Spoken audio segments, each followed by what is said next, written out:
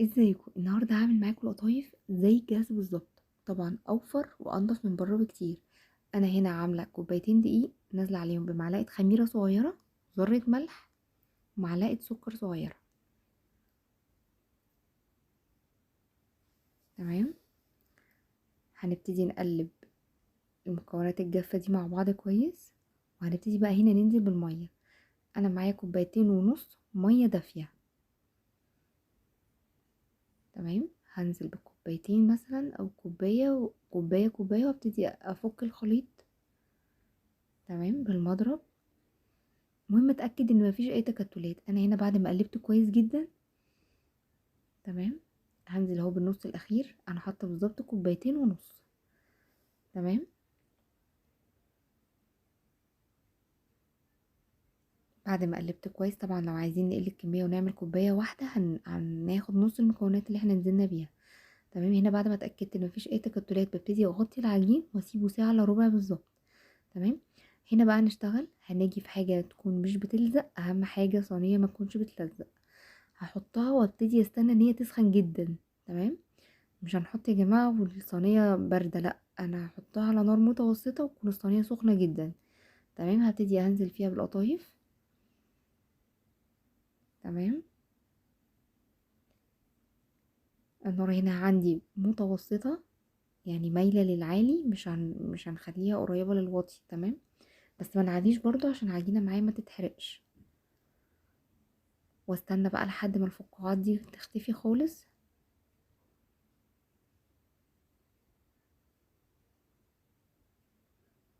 هي اول طاسة يا جماعة هتفضل يعني هتطلع معايا القطايف فاتحة سنة، بس اول طاسة بس. لكن بعد كده هتطلع دهبي زي ما بنشتريها من بره بالظبط. تمام. ده اللي حصل معايا، وكل مره بعملها بتحصل معايا يعني نفس الموضوع. انا هنا خلاص ببتدي اول ما احط فيها الحاجه اللي انا هرفع بيها القطايف تطلع بسهوله، يبقى معناها كده ان هي استوت. ببتدي بقى اقربهم من بعض شويه. اول ما الاقيها بتطلع بسهوله ببتدي اقربهم من بعض شويه واستنى ان هي بس دوبك يعني لونها يبقى دهبي بسيط. تمام. وهنزل معايا بقطايف تاني. اهي انا هنا لقيت لونها لسه فاتح سنه فاضطريت احطها تاني. بس يا جماعه احنا مش هنتعب كتير، والله الموضوع سهل جدا وبسيط. هي اول طاسه بس، ان لسه ما بتكونش سخنت قوي. انا مش عايزه احطها تاني عن كده عشان القطايف ما تنشفش معايا. ببتدي اطلعها على حاجه يعني مناديل او فوطه نظيفه. تمام. واسيبها تتهوى، مش هحطها على بعض. تمام. هنا بعد ما اخلص الكميه كلها، الاول بس ملحوظه قبل يعني كل مره هاجي انزل بالخليط في الطاسه لازم اقلبه كويس عشان اتخلص من اي هوا جوه العجين. تمام. ودي واحده اهي انا وريتها لكم، هي لونها دهبي. دي كانت تاني طاسه، من بدايه تاني طاسه هنبتدي نطلعها دهبي زي بره بالظبط. تمام. هنا بعد ما خلصت القطايف كلها معايا اهي طالعه طريه وجميله، اول ما تتهوى هنبتدي ايه نشتغل منها. طيب انا يا جماعه الكوبايتين عملوا معايا 42 واحده، وكانت القطايف كبيره يعني كان فيها حجم كبير برضه. ببتدي بقى اجهز معايا المكسرات اللي انا هحشيها. انا كنت عامله زبيب وجوز هند وبندق وفستق. تمام.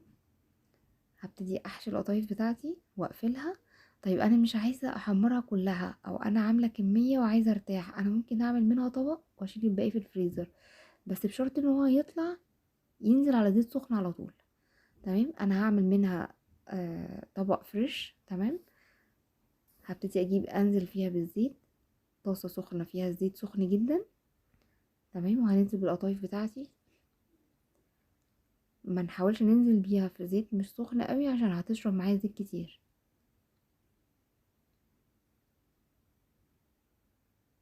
تمام. وهبتدي بقى احمر الكميه اللي انا عايزاها. والشربات انا عاملاه معاكم على القناه عندي، هتلاقوا فيديو الشربات انا عاملاه وبشتغل منه حلويات رمضان. مش بيسكر معايا، بيقعد طول السنه، بيكون زي الفل مفيهوش اي حاجه. تمام. انا بطلعه استخدم منه على طول.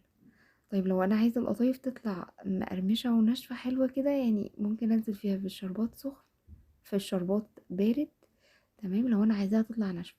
لو انا عايزاها طريه هحاول ان انا ادفي الشربات شويه وهنزل بالقطايف فيها.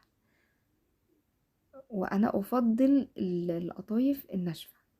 انا هنا الشربات بطلعه من التلاجة على طول، بنزل في القطايف بالقطايف عليه. تمام. هنا بعد ما صفيتها، نزلت في الشربات وصفيتها وبقت جاهزه معايا. متنسوش تدعموني بلايك وسبسكرايب.